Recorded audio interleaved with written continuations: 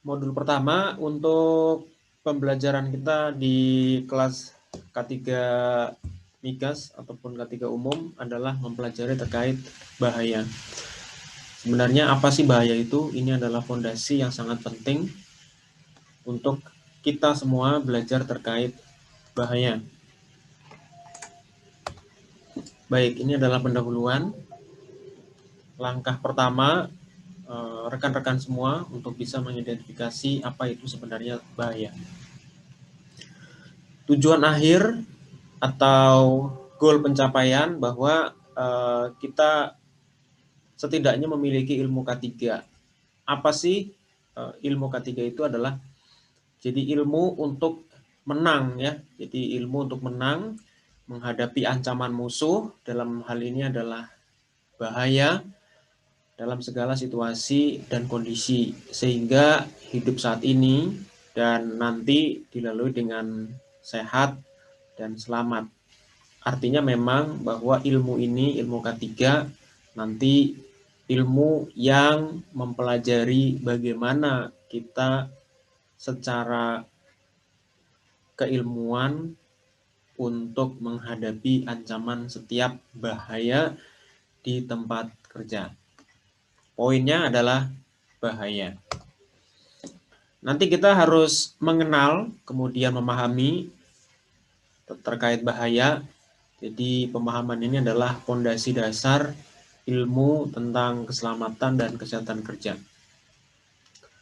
Secara definisi bahwa hazard is any source of potential damage, harm, or adverse health effect on something or someone. Jadi kalau diterjemahkan secara bebas, jadi bahaya adalah segala bentuk sumber yang punya kemampuan atau memberikan dampak negatif, baik berupa kerusakan, kerugian kepada manusia, pada benda lain, ataupun pada lingkungan. Poin terpentingnya adalah bahwa bahaya adalah segala bentuk sumber. Jadi nanti bermacam-macam sumber. Jadi itu ya rekan-rekan. Jadi bahaya adalah segala sumber, segala bentuk sumber yang punya kemampuan memberikan dampak negatif jika itu terjadi, baik berupa kerusakan atau kerugian pada manusia atau benda lain di sekitarnya atau benda lain yang dia gunakan atau juga pada lingkungan. Kalau kita belajar di kehidupan di rumah ya, jadi kita lihat gambar yang paling pertama ini ada setrika. Jadi kabel setrika ada bagian terkelupas, mungkin karena tertekuk atau juga karena cara menggulung yang tidak baik, atau juga karena usia pemakaian, atau juga hal yang lain. Bahaya tinggi muncul ketika kabel ini nanti beraliran listrik, karena dapat terkena arus pendek. Jadi kalau kabel itu tidak teralir listrik, maka potensi untuk mengakibatkan kesetrum belum ada. Gitu ya. Nah, yang kedua, kita lihat peletakan makanan mungkin yang di rumah, makanan di atas meja makan. Gambar pertama terlihat bahwa makanan tersusun di meja makan tanpa ada penutup, ya. Jadi kondisi terbuka, punya potensi atau berbahaya jika terhinggapi mungkin ada lalat, tikus, ataupun debu, atau binatang-binatang lain yang sangat suka pada makanan-makanan yang ada di meja makan. Nah, kemudian gambar yang di bawah, ya. Jadi gambar yang di bawah itu adalah penggunaan tempat simpan bahan di dapur dengan bentuk yang sama. Kemudian untuk penataan mungkin sudah baik ya, karena ada botol yang besar dikumpulkan dengan yang besar, kemudian yang kecil ditempatkan dengan yang sama, tetapi tanpa label isi. Itu bisa jadi akan berbahaya ketika salah penggunaan pada saat penggunaan itu sendiri. Dan ini contoh di rumah tangga ya. Jadi sebelum kita nanti menganalisa bahaya-bahaya di tempat kerja yang kompleks. Nah, kita pahami dulu terkait bahaya-bahaya yang paling simpel dan mudah sekali ditemui di kehidupan kita sehari-hari. Nah, kita juga lihat ini dari area rumah tangga yang sering kita hadapi di rumah setiap hari. Kemudian kita lihat ada penggunaan sepeda motor. Kan ini umum kita lihat, kemudian kita juga pakai, ya. Nah, gambar yang paling atas, yang pertama kita lihat ada sepeda motor ya, digunakan oleh 3 orang anak kecil. Nah, ini penggunaan sepeda motor oleh pengendara orang yang belum memenuhi syarat. Jadi ini punya sumber ya, punya sumber potensi bahaya. Kedua, kita lihat apa lagi? Penggunaan kendaraan bermotor melebihi kemampuan fungsi dan fasilitas. Nah, kalau gambar yang terakhir, ini adalah penggunaan perangkat keselamatan yang tidak benar. Karena kadang kita kejadian di jalan raya ada pengendara yang salah penggunaan, kemudian salah penempatan ketika dia berniat untuk belok sebelah kiri, sennya masih sebelah kanan. Kemudian memberikan aba-abanya mendadak dan itu menjadi sangat berbahaya. Oke. Berikutnya diberikan contoh juga cara salah dalam pengangkatan barang secara langsung atau manual handling. Salahnya karena apa? Karena pengangkatan manual itu juga membutuhkan teknik. Nah, gambar yang di tengah ini ada pekerja yang tergeletak di lantai. Bahayanya apa? Kondisi lantai licin sesaat mungkin setelah pekerjaan cleaning atau ada ceceran cairan pada lantai. Hal ini mengakibatkan sebuah kejadian. Nah, untuk yang berikutnya ini juga saya berikan contoh penggunaan terminal atau colokan listrik yang melebihi kapasitas. Ini adalah beberapa contoh potensi bahaya. Kemudian kita juga bisa memberikan contoh di gambar yang pertama paling atas ini adalah bahan-bahan pembersih lantai, kemudian bahan-bahan mungkin pembersih kaca, ataupun juga insekta, bahan-bahan untuk pembunuh serangga. Nah, potensi bahayanya di mana? Pertama adalah kesalahan penempatan. Jadi penggunaan atau ketidaktahuan bahan berbahaya beracun yang digunakan di rumah. Ini sangat menjadi berbahaya ketika pertama salah penggunaan, kemudian salah penempatan ya. Nah, ini juga menjadi potensi bahaya. Banyak yang jadi keracunan, kemudian banyak yang juga salah penggunaan gitu ya. Nah, berikutnya adalah contoh bahaya lagi, uap dan cairan mudah terbakar dari bahan bakar pada saat proses pengisian bahan bakar. Jadi ini ada potensi bahaya datangnya dari mana? Dari uap dan cairan yang mudah terbakar. Beberapa sudah diberikan, ada yang di kehidupan di rumah, kemudian ada yang di jalan raya, kemudian kita juga di area pengisian bahan bakar.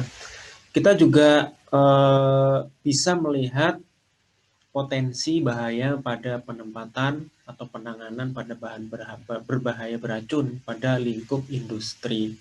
Ini juga sangat menjadi potensi berbahaya ketika pengangkutan, kemudian penempatan, penyimpanan, penggunaan itu tidak sesuai dengan petunjuk yang sudah diberikan oleh pabrikan barang tersebut. Nah, kalau kita lihat di tabel, Bapak Ibu bisa lihat ini ada contoh bahaya di tempat kerja ya. Jadi ada bahaya di tempat kerja, kemudian ada contoh bahayanya apa, kemudian contoh kerugiannya apa. Ini ada bahaya di tempat kerja mulai benda, bisa dilihat dari sifatnya, bisa dari material atau sumber energi, atau kondisi, atau proses, bahkan praktis, atau kebiasaan. Nah, Bapak bisa lihat contoh-contohnya, karena di definisi yang awal bahwa bahaya adalah seluruh sumber yang dapat mengakibatkan atau punya kemungkinan merugikan. Nah, kemudian sebenarnya apa sih bahaya itu? Ya, sudah dijelaskan yang tadi. Nah, tugas kita sebagai K3 atau personal untuk keselamatan dan kesehatan kerja adalah yang pertama kali harus dimiliki adalah bagaimana atau memiliki kemampuan terkait mengidentifikasi bahaya. Nah, ini adalah cara yang paling sederhana, kemudian cara yang paling simple untuk bagaimana kita membedakan nanti potensi bahaya, kemudian resiko, atau kecelakaan. Karena bahaya itu adalah potensi ya, potensi segala sumber yang dapat mengakibatkan kerugian. Jadi bahaya itu bukan hal setelah kejadian, tapi bahaya itu sebelum adanya kejadian. Nah, kalau kita menjelaskan lebih untuk lebih mudah, kita lihat di sini ada gambar seekor binatang. Ambil saja ini adalah seekor anjing. Maka potensi bahayanya ada di mana? Pertama, kita lihat bahwa binatang ini punya gigi yang tajam, bisa taring, kemudian punya gigi geraham juga gitu ya. Nah, ini giginya yang punya potensi bahaya.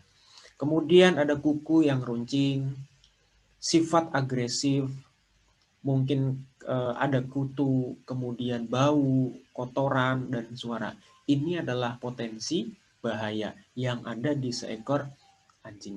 Nah, Bapak Ibu dan rekan-rekan saya, kemampuan untuk mengidentifikasi banyaknya bahaya di setiap objek akan sangat berbeda dari satu orang ke orang yang lain. Karena apa? Karena setiap orang memiliki pengetahuan, pengalaman, ataupun informasi-informasi yang lain yang berbeda tentunya. Baik, kita lanjutkan. Kita melihat ada seekor buaya ya. Bapak Ibu biasa lihat mungkin ada di Discovery Channel ataupun di dokumentasi-dokumentasi yang lain. Ada proses pemindahan buaya, kemudian mungkin juga penyelamatan buaya. Di sana ada proses ya, ada matanya ditutup, kemudian mulutnya ditali, kemudian ekornya juga ditali, kakinya juga ditali. Ternyata di sana ada potensi bahaya. Nah, contohnya ini ada gigi dan mulutnya, ada sifat agresif, ada kekuatan, ada ukuran tubuh, ada kukunya, ada kotorannya, ataupun dari jenis buaya itu sendiri. Nah, itu adalah potensi-potensi dari sebuah atau seekor binatang yang namanya buaya. Nanti ketika Bapak Ibu mengidentifikasi untuk sebuah pekerjaan, maka ingat-ingatlah konsep yang sederhana ini untuk dapat mengumpulkan sebanyak mungkin potensi-potensi bahaya yang dapat menyebabkan kerugian. Baik, ini adalah kesimpulan secara singkat. Jadi segala sesuatu yang dilakukan dengan melanggar aturan atau standar sudah pasti menciptakan potensi bahaya. Jadi boleh Bapak Ibu garis bawahi, jadi segala sesuatu yang dilakukan dengan melanggar aturan ataupun standarnya sudah pasti menciptakan potensi bahaya. Dan setiap potensi bahaya dapat menimbulkan dampak negatif. Dalam kurung jika tidak dikontrol. Jadi ketika Bapak Ibu nanti melakukan pengawasan, ketika ada orang, kemudian ketika ada aktivitas yang melanggar aturan, maka bersiaplah di sana tercipta sebuah potensi bahaya.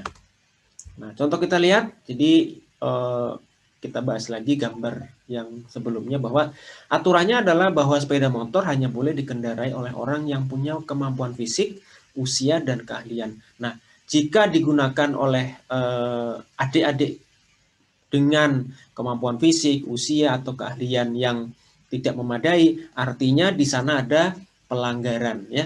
Artinya di sana menyalahi aturan standar dan itu sudah barang tentu menjadi potensi bahaya. Gambar yang kedua, yang di tengah. Aturannya adalah bahwa sepeda motor digunakan sesuai kapasitas dan kemampuan teknis yang sesuai dengan spesifikasi pembuatan. Kalau sepeda motor digunakan dengan melebihi kapasitas, mungkin dimensinya, kemudian mungkin bebannya, itu bersiap-siaplah bahwa di sana Bapak juga bisa mengidentifikasi akan muncul potensi bahaya. Gambar yang ketiga, aturannya adalah bahwa sen kanan atau kiri tidak boleh dihidupkan mendadak. Karena sen kanan atau kiri adalah sebagai alat komunikasi pengendara lain. Jadi kalau misalkan dadakan itu sudah melanggar aturan dan itu pasti menciptakan sebuah potensi bahaya. Oke, ini adalah beberapa contoh lagi ya untuk potensi bahaya di komunikasi yang saat ini banyak sekali kita hadapi untuk area-area untuk era-era yang saat ini sudah sangat maju ya. Jadi kita lihat penggunaan handphone, kemudian ada bullying ya, mungkin karena status sosial ataupun karena fisik ataupun apapun itu bentuknya, bahwa ini adalah menjadi sebuah potensi bahaya. Kemudian akses data digital, konten negatif, media sosial, kekerasan di rumah tangga itu pun menjadi potensi-potensi bahaya. Kalau di rumah kita ada penggunaan pewarna, kemudian pengawet, pemanis, herbisida, penyedap rasa, kemudian aroma buatan, itu juga bisa mengakibatkan dampak yang negatif ketika potensi-potensi bahaya ini tidak mampu kita kontrol. Nah, untuk area pekerjaan, jadi Bapak Ibu bisa mengklasifikasikan sumbernya mulai dari orang, kemudian cara kerja, alat atau peralatan, lingkungan, ataupun barang. Jadi kalau misalkan kita ditanya pada sebuah objek pengawasan, Pak atau Ibu bisa sebutkan bahaya dari pekerjaan ini apa? Maka Bapak harus berpikir tentang orangnya atau pekerjanya. Kira-kira yang mempunyai potensi dari sisi orangnya apa? Kemudian cara kerjanya bagaimana? Alatnya apakah punya potensi bahaya? Atau lingkungannya, lingkungan tempat kerja, lingkungan sekitar, atau dari barang-barang yang digunakan. Jadi sama seperti kita mengidentifikasi buaya, mengidentifikasi seekor anjing, jadi harus kita detail. Nah, kalau di tempat kerja, maka Bapak berpikir di 5 komponen ini. Nah, ini adalah berbagai jenis pekerjaan dan bahaya, ada 1-10. Tugas HSE atau K3 membuat daftar pekerjaan dan mengidentifikasi potensi bahaya yang ada di setiap jenis pekerjaan. Nah, ini adalah hanya gambar, kita ambil dari dokumentasi di internet untuk sebagai bahan pembelajaran Bapak Ibu. Nah, silakan nanti 1, 2, 3, 4, sampai 10 ini pekerjaannya apa, kemudian bisa Bapak tulis di kolom komentar untuk jenis-jenis pekerjaannya apa. Baik, itu saja untuk modul yang pertama, untuk pengenalan kita, bahwa sekali lagi bahwa bukan kita yang hebat, tapi karena Allah yang memudahkan urusan kita. Sekian, terima kasih dari saya.